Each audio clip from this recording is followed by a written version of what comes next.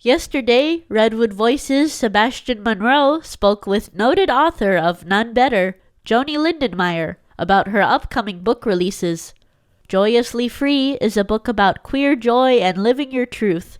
Healing Religious Hurts, her soon-to-be third release, is about healing religious trauma. And in the following segment, they talk all about it. So you've just recently authored a second book. Yes. How interesting. What's the name of this book? What's this all about? Well, there's actually 2 books coming on. Can you believe this? Oh, wow. First one is Joyously Free. All right. And it is stories and tips to live your truth as LGBTQ plus parents, people, and allies. And so I'm co-authoring it with my publisher, Elizabeth Atkins of twosisterswriting.com.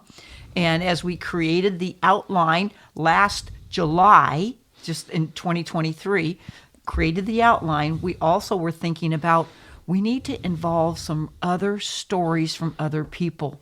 So this book has myself and Elizabeth each doing our components of a chapter and 32 other contributing writers with their stories that enhance each chapter, each theme. It is powerful. It is robust. I thought Nun Better was big. This is going to be even bigger. Oh my gosh, Sebastian. And then because of the, can I tell you how it came about? Sure, yeah. Okay. Well, Joyously Free just went ballistic. And so it was a top 100 Amazon ebook bestseller, July, August, September, October. It went from 79 to 74 to 24. That was the highest rating it got for 4 months in a row. Well, I had written too much for that. If you remember back, I wrote 534 pages of Nun Better. We cut it down to 310. So the question is, what do I do with those extra pages, which is 200 pages worth? And then what do I do with all of the insights and experiences I had book touring Nun Better? And I had been writing down story after story and people's names. And I thought, I've got to do something with these. From questions to stories, I've got to do something with these. And so I thought, aha, I'm going to combine the 2 of those, what I left over from Nun Better, all these stories I've gleaned, all the questions I've gleaned, and put them into a book. But I wouldn't do it unless Elizabeth Atkins said yes, she'd co-author it, because it was too big of a project, and I needed her input, I needed her pizzazz, I needed her energy, because she is the real author for years. She's authored 50 books. Do you think about that? She's authored 50 books. So anyways, as it turns out, it became 2 books because it was too big for 1 book.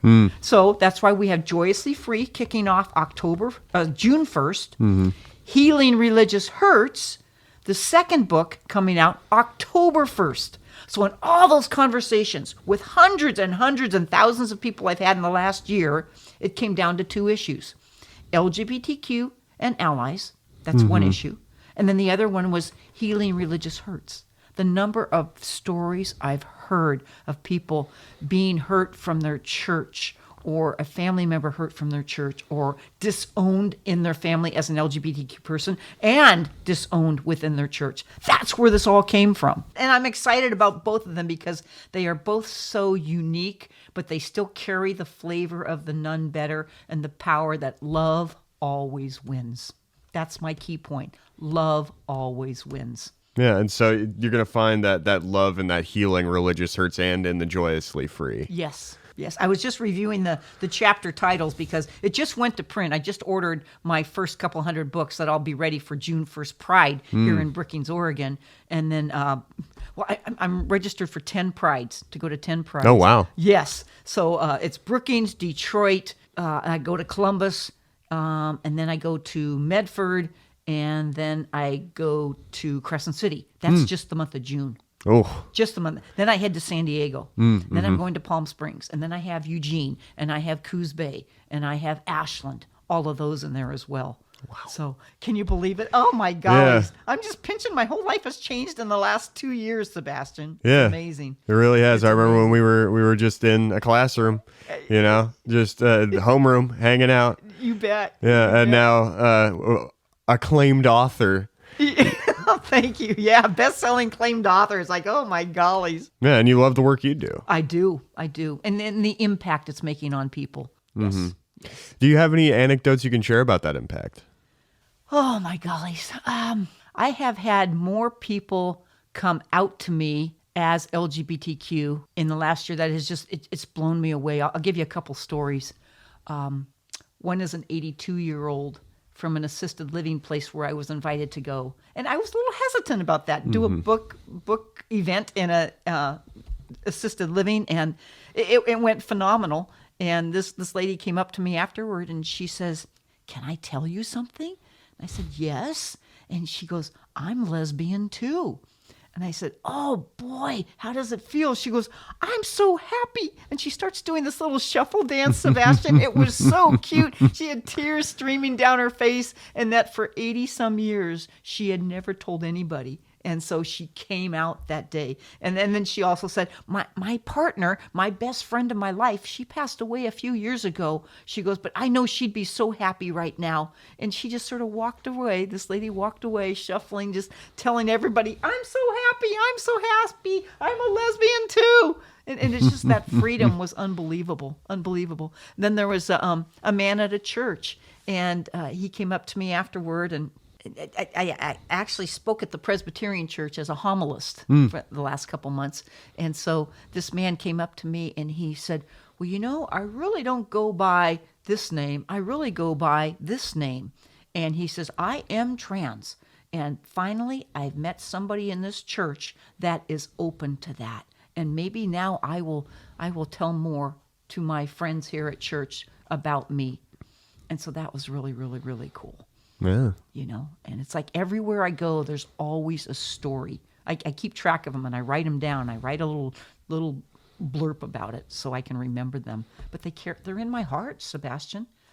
They're in my heart. You know, and that's one of the chapters in the book is coming out. Shout loud and proud, coming out. What's your story? How did you come out? What happened? You know, what are the fears? What are the anxieties? What are the joys? And that's why you come up with Joyously Free, because once you come out, it's like, oh my gosh, you feel so good. Well, and I think for so many people, I'm thinking of a young couple, and they're young, less than 20 years old, and they were inspired by my story in Nun Better, and then they revealed them to themselves as well that they are trans, and they just felt so comfortable and willing to share who they were and are to me, which I think that's awesome. Yeah, I spoke with Will from Curry Pride, Yes. that whole event, I heard that he was involved with some co-writing here. Is there any juicy sneak peeks you can give us? Oh, absolutely. Yes, Will is one of the 32 contributing writers. Will is in chapter 6, and the topic of the chapter is how to heal. Don't listen to the naysayers. Yeah. Yep, and Will is just a prolific writer. I could see coming down the pike that he'll probably have his own books. He's a prolific writer. The criteria was that it needed to be 2,000 words or less, and that it needed to be from their heart, needed to be a true story about themselves. And a few of the people were a little hesitant about putting their name in the book. And of course, if they named somebody else in the book, then they had to have the permission, because it's a legal binding contract, because this book will go around the world. And hey, Nun Better's in 5 continents. It has been ordered from 8 countries on Amazon alone. You know, so if you're in France, you go into Amazon.com FR for France. And it's only written in English, but you think this book is going to be doing the same thing. Yeah. And so Will be traveling the world along with all these other people. Let's see, who else did we have? We have Jenny, and we have Michael, and we have Doris and Kathy. We have Daniel and Kenneth and Derek and Skylar and Jeffrey. And we have a collage in the middle of the book, if they have willingly and optionally given permission to have their picture in the book. We don't have any names attached to who's who in that collage.